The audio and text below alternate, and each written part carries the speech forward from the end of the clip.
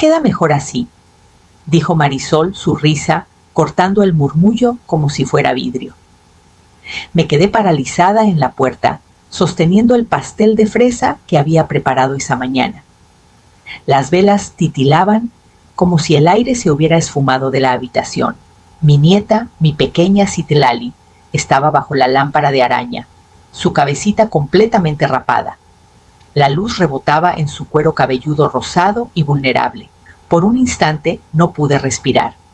Todos a mi alrededor aplaudían como si nada estuviera mal. Diego, mi hijo, sonreía con rigidez, su brazo torpemente alrededor de su esposa. Me miró una vez y desvió la mirada rápidamente. No te pases de la raya, añadió Marisol, dando un sorbo a su copa de vino. Es solo pelo, solo pelo. Esas dos palabras rompieron algo profundo dentro de mí. Citlali se movía inquieta junto a la mesa, su vestido demasiado brillante para la mirada vacía en sus ojos. Cuando finalmente alzó la vista hacia mí, las lágrimas brillaban allí silenciosas y avergonzadas. Dejé el pastel en la encimera y crucé la habitación con las piernas temblando. «Cariño», susurré agachándome frente a ella. «¿Qué pasó?». Tragó con fuerza su voz, apenas un suspiro. Mami dijo que era fea con el pelo revuelto. Entonces lo arregló. Marisol soltó otra risa aguda y despreocupada. Deberías haber visto su cara cuando encendí la rasuradora. Qué dramática es la pequeña. Algunos invitados rieron cortésmente. Quise gritar, pero el sonido se quedó atrapado detrás de mis dientes. En cambio, tomé la mano temblorosa de Citlali. Sus dedos estaban fríos, pegajosos, con el betún del pastel que no había comido. Abue susurró. ¿Puedo irme contigo ahora? La habitación giró a mi alrededor. Globos, listones, risas. Todo se volvió un ruido que no entendía. Me enderecé lentamente, manteniendo mi mano en su hombro. Mi hijo me miraba con expresión vacía, y entonces supe que no detendría nada de esto. Así que sonreí en voz baja con intención y dije: «Pronto nos iremos, mi amor». Ese fue el momento en que supe que no la dejaría allí otra vez. Cuando los invitados se fueron, la casa se sintió vacía, globos desinflados, betún seco en platos de papel, el olor a vino flotando como un remordimiento. Me quedé recogiendo migajas solo para no mirar a mi hijo. Diego evitaba mis ojos ocupado, apilando vasos que no necesitaban apilarse. «Se le pasará», murmuró. «Los niños olvidan rápido». Me detuve con un trapo apretado en la mano. «¿De verdad te estás escuchando? Tienes 6 años». Sus hombros se tensaron. Marisol no quiso lastimarla. Era una lección. Una lección. Quise sacudirlo, hacerle recordar al niño que lloraba cuando su padre alzaba la voz. Pero el hombre frente a mí era más duro, más callado. El silencio del matrimonio le había arrancado la columna. Marisol apareció en la puerta con el labial corrido y una copa en la mano. «¿Todavía estás molesta?», dijo fingiendo sorpresa. «¿Viste su pelo siempre enredado sucio? Odiaba lavárselo. Yo resolví el problema. Le hiciste pasar vergüenza». «Ay, por favor». Amalia suspiró poniendo los ojos en blanco. «No actúes como si la hubiera lastimado. Es solo pelo. Vuelve a crecer». Su risa resonó en la cocina. Sentí algo arder en mi pecho, pero lo tragué. Pelear con ella aquí no cambiaría nada. Encontré a Citlali bajo la mesa del comedor, con las rodillas pegadas al pecho, apretando su muñeca tan fuerte que el brazo de plástico estaba torcido. Las luces estaban bajas, pero la risa de Marisol llegaba débilmente desde el patio.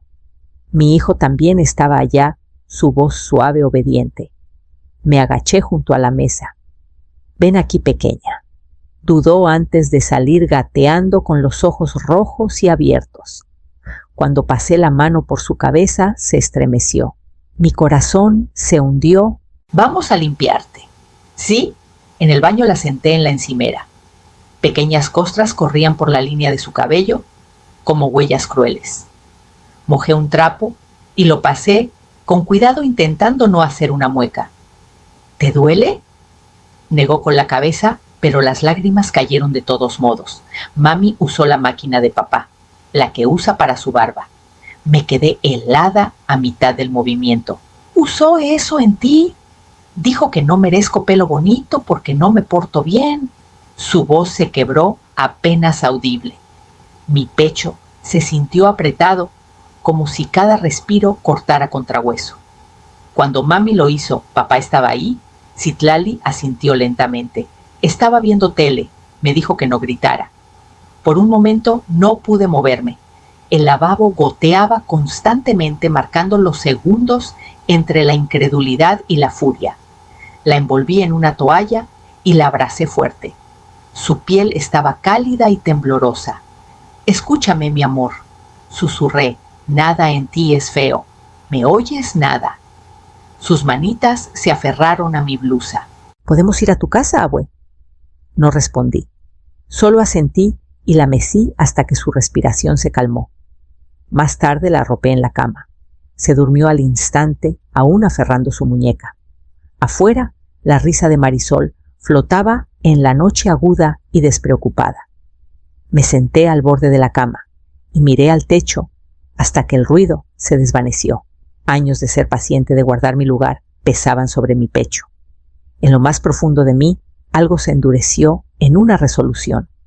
Para la mañana ya sabía qué tenía que hacer. La mañana llegó pesada y gris. Preparé café, aunque apenas lo probé, y crucé la calle para ver a doña Rosa. Llevaba 20 años viviendo al lado, sensata, amable, la clase de mujer que siempre sabía más de lo que decía. Abrió la puerta antes de que tocara. «Esperaba que vinieras», susurró. «No dormí anoche, yo tampoco». Me llevó a su cocina, donde el olor a pan tostado flotaba en el aire. Amalia empezó suavemente. «Tienes que saber que esto no fue la primera vez». Mi estómago se hundió. «¿A qué te refieres, Marisol? Lleva meses cortándole el pelo a esa niña. Dice que es para enseñarle modales. Cada vez que Citlali contesta o derrama algo, corta un poco más. Ayer fue solo el final». Aferré el borde de la encimera para sostenerme. Imágenes inundaron mi mente. Citlali, llegando con el fleco disparejo, diciendo: «Mami se enojó». Lo había ignorado pensando que era un accidente. Mi corazón latía con culpa. «Me lo dijo una vez en el mercado», continuó doña Rosa, bajando la voz, «que los niños de ahora necesitan lecciones más duras». Pensé que bromeaba. Asentí débilmente. No estaba bromeando.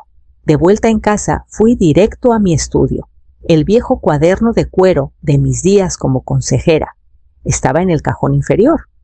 Lo abrí, pasando los dedos por las páginas conocidas: señales de estrés en niños, retraimiento, culpa, miedo, cambios en patrones de sueño. Citlali marcaba todas las casillas. Me quedé ahí mucho tiempo, con el silencio apretando.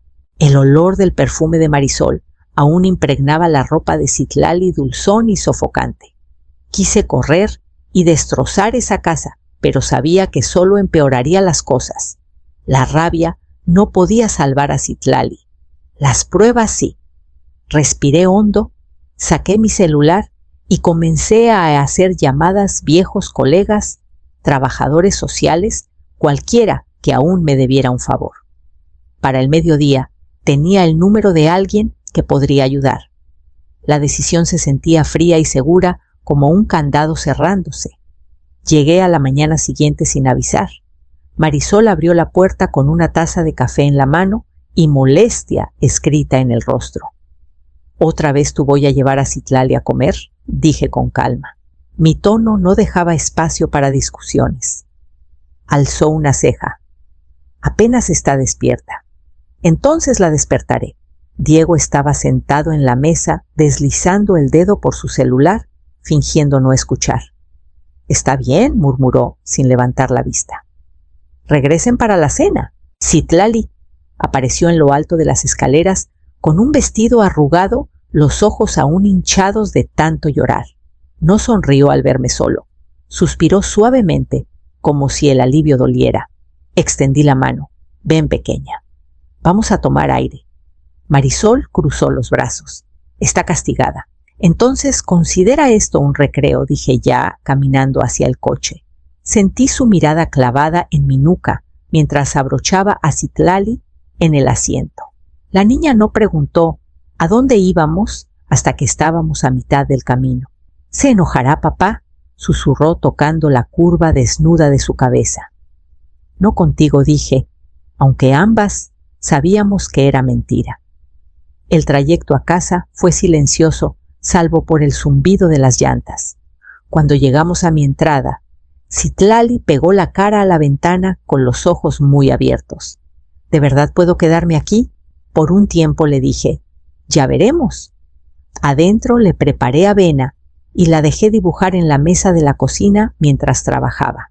Tomé fotos de su cuero cabelludo, cada marca y corte, y escribí todo lo que me había dicho. Luego llamé a una amiga, una trabajadora social jubilada, que aún contestaba cuando la necesitaba. Amalia dijo tras escuchar la historia, «Esto no es disciplina, es abuso emocional». Le agradecí y colgué con las manos temblando solo una vez, antes de quedarse quietas.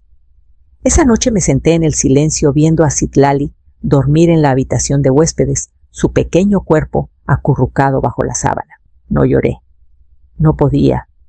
Algo más frío había tomado su lugar, una certeza que no me dejaría parar ahora. Los escuché antes de verlos. La voz de Marisol atravesó el aire tranquilo de la mañana aguda y furiosa. «Abre esta puerta ahora mismo. Secuestraste a mi hija a través de la ventana. La vi parada en la reja en bata, con el pelo revuelto y los ojos encendidos. Diego estaba a unos pasos atrás, pálido y callado, con los brazos cruzados, como hombre que ya había perdido. Fui a la puerta principal, pero no la abrí. «Citlali está a salvo. Aquí», dije a través del mosquitero. «No tienes derecho», gritó Marisol. «¿Crees que puedes llevarte a la hija de alguien solo porque no te gusta cómo criamos?» «No me la llevé», dije en voz baja. «La protegí». La voz de Marisol se quebró en un tono alto y frenético. «¿Voy a llamar a la policía?» «Hazlo», respondí. Se quedó helada por un momento sin esperar que aceptara. Luego tomó su celular y comenzó a marcar. Citlali apareció en el pasillo, aferrando la orilla de mi suéter. Su manita temblaba contra mi pierna. Minutos después, una patrulla se estacionó frente a la casa. Abrí la puerta solo cuando el oficial se acercó. Era joven educado, pero cauteloso. «Señora, recibimos un reporte de un posible secuestro». «Entonces, entren», dije. «Tengo pruebas». Puse todo sobre la mesa, las fotos del cuero cabelludo de Citlali, las notas que había escrito, los mensajes con fecha y hora. Llamé a doña Rosa, quien llegó en pantuflas, confirmando lo que había oído y visto. El rostro del oficial cambió mientras revisaba las páginas. Miró de las fotos a Citlali, que estaba en silencio, con los ojos muy abiertos. «Tendremos que hacer un reporte», dijo finalmente. Marisol se lanzó hacia adelante, señalándome. «Estás mintiendo. Manipulaste a todos, señora», interrumpió el oficial ahora con tono firme. «Usted y su esposo tendrán que salir de la propiedad hasta que esto se revise». El grito de Marisol rompió el aire mientras Diego la jalaba hacia el coche. Siguió gritando hasta que las puertas se cerraron y el sonido del motor se desvaneció. Citlali presionó su rostro contra mi vestido y susurró: «Ya se acabó». Aún no, dije poniendo mi mano en su espalda. «Pero está comenzando». Esa noche no pude dormir. Cada sonido afuera de la ventana se sentía más agudo que de costumbre, el viento rozando la cerca, el zumbido de los autos, pasando incluso el crujido de las tablas del piso bajo mis pies. Mi cuerpo estaba quieto, pero mi mente se negaba a descansar.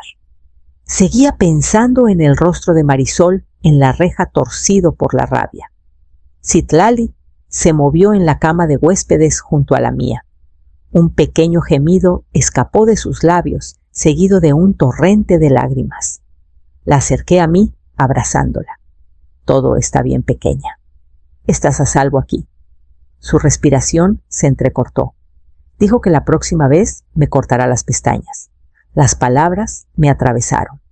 Apreté su cabeza contra mi pecho, susurrando: nadie volverá a tocarte. Pero en el silencio, ni siquiera yo estaba segura de que mi voz sonara convincente. Cuando finalmente volvió a dormirse, me senté derecha, escuchando el tic-tac del reloj.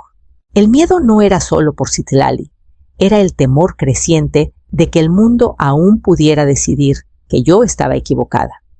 Los padres tienen derechos, y a veces la ley ama palabras, como malentendido. Justo después de medianoche, dejé de intentar calmarme y tomé el teléfono. Daniel contestó al segundo timbre. «¿Amalia, es tarde?», dijo con la voz ronca por el sueño. «Necesito ayuda», susurré. «Creo que intentarán llevársela de vuelta». No pidió detalles. Me conocía lo suficiente como para escuchar lo que no dije. «Hiciste lo correcto. Presentaremos una orden de protección temporal a primera hora. Yo me encargo». Quise creerle. Quise creer que la verdad sería suficiente. Pero al colgar el silencio, volvió a apretar denso expectante familiar. Miré a Citlali, su manita aún aferrando la sábana, y me pregunté cómo alguien podía verla como algo más que frágil. Pasé el pulgar por la tenue línea de vello en su cuero cabelludo. Afuera, un perro ladró una vez lejos y luego se detuvo. La casa volvió a quedarse en silencio, y yo me quedé ahí despierta hasta que la primera luz del amanecer tocó las cortinas. Una semana después, estaba sentada en un juzgado frío y sin ventanas, con las palmas presionadas contra mi falda para evitar que temblaran. El aire olía ligeramente a papel y desinfectante estéril distante, como si las personas que decidirían nuestro destino no pudieran imaginar lo que había pasado a puerta cerrada. Marisol estaba 2 filas adelante, con el pelo perfectamente planchado, su traje impecable. Parecía la imagen de la compostura, pero podía ver la tensión en su boca. Diego estaba a su lado con los hombros encorvados mirando al suelo. No me había mirado desde que comenzó la audiencia. Daniel se mantenía erguido en la mesa, su tono tranquilo pero firme, mientras presentaba las pruebas. Sostuvo las fotos de la cabeza de Citlali, la documentación de cada moretón y corte cada declaración de testigos. Cada página se sentía como una herida reabierta. Cuando le tocó hablar a Citlali, el juzgado pareció encogerse. El juez se inclinó ligeramente hacia adelante con la pluma quieta. La voz de Citlali tembló mientras decía: «Mami me dijo que soy fea». Las palabras se quedaron allí pesadas y definitivas. Incluso la taquígrafa dejó de escribir. Vi a Diego levantar la cabeza, con los ojos vidriosos por la incredulidad. La mandíbula de Marisol se tensó, pero no se dio la vuelta. Apreté las manos para que no temblaran. No había alegría en escuchar a mi nieta decir esas palabras, solo tristeza, porque una niña tan pequeña ya entendía la humillación. Daniel puso una mano suave en mi hombro, mientras el juez comenzaba a hablar. Su voz era firme, casi amable. Se otorga la custodia temporal a la señora Amalia hasta una evaluación adicional. Los padres deberán asistir a terapia y clases de crianza obligatorias. Exhalé lentamente, no aliviada, sino en algo cercano al duelo. Al levantarnos para irnos, Marisol pasó junto a mí, su perfume fuerte, su susurro más cortante. «Me robaste a mi familia». La miré a los ojos, calma y firme. Yo salvé a la mía. Parpadeó atónita, pero no dijo nada. Afuera el cielo estaba blanco con la luz del amanecer. Tomé la mano de Citlali. No habló, pero sus dedos se apretaron alrededor de los míos, mientras caminábamos hacia las puertas del juzgado, listas para enfrentar lo que viniera. Las semanas se mezclaron, en ritmos tranquilos, mañanas con cereal y crayones, noches llenas de cuentos para dormir. Citlali comenzó a reír de nuevo, primero suavemente, luego brillante como el sonido del sol en el cristal. Cada noche antes de dormir, calentaba un poco de aceite de coco entre mis manos y masajeaba su cuero cabelludo. El pequeño vello dorado que comenzaba a crecer brillaba bajo la lámpara.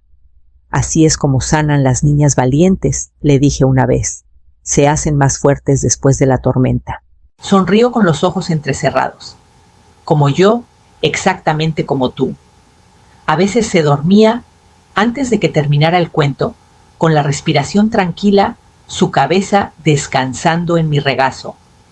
En esas horas silenciosas dejaba salir el miedo, la preocupación de que aunque estuviera a salvo algo dentro de ella, siempre recordaría. Diego comenzó a llamar después de la primera semana. Su voz sonaba hueca sin excusas. «Estaba ciego, mamá». Pensé que mantenía la paz, pero solo me quedé callado. Escuché, pero no prometí perdón. El silencio era la única respuesta que sentía honesta. Luego una tarde llegó una carta. Sin remitente, pero reconocí la letra de inmediato, pulcra, deliberada, demasiado cuidadosa. Lo siento por lo que hice. Gracias por salvarme de mí misma. La leí 2, tal vez 3 veces, luego la doblé con cuidado y la guardé en el cajón junto a mi cama. No respondí. Algunas heridas no necesitaban palabras. Esa noche Citlali dibujó un dibujo para mí, una mujer con cabello gris y una niña con una corona dorada. «Somos nosotras», dijo orgullosa. Sonreí suavemente. «Yo no uso corona». «Claro que sí», dijo ella, «solo que no la ves». Su inocencia aún me sorprendía frágil y brillante. Besé su frente y apagué la luz. Afuera, el viento susurraba entre los árboles, esta vez suave, casi perdonando. Pasó un año antes de que me diera cuenta de cuánto había cambiado todo. El jardín estaba vivo, otra vez rosas trepando por la cerca, risas de niños llenando la reja abierta. Había colgado faroles de papel en los árboles y su brillo titilaba como recuerdos cálidos finalmente amables. Citlali estaba en el centro de todo con un pequeño pastel blanco frente a ella, 7 velas ardiendo brillantes. Su cabello dorado había crecido de nuevo rizado suavemente alrededor de sus hombros.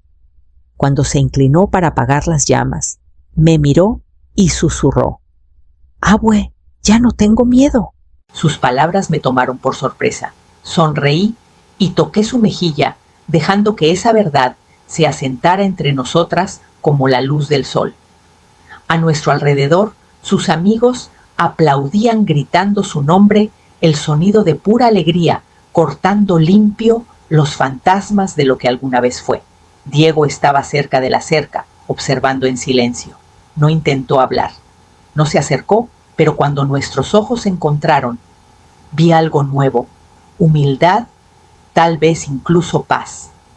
El hombre que alguna vez se quedó callado, ahora cargaba con el peso de su propio despertar. Detrás de él, la entrada estaba vacía. Marisol no había venido, aunque escuché que seguía en terapia, intentando reconstruir su vida pedazo a pedazo. Cuando los invitados se fueron y las luces se apagaron, Citlali se acurrucó junto a mí en los escalones del porche con betún en la nariz. El aire de la noche era suave, trayendo el leve zumbido de los grillos y la dulzura de la celebración. Pedí un deseo, dijo. ¿Qué pediste? Sonrió medio dormida. Que nunca tengamos que dejar esta casa. La abracé. Estás a salvo ahora, mi amor, susurré.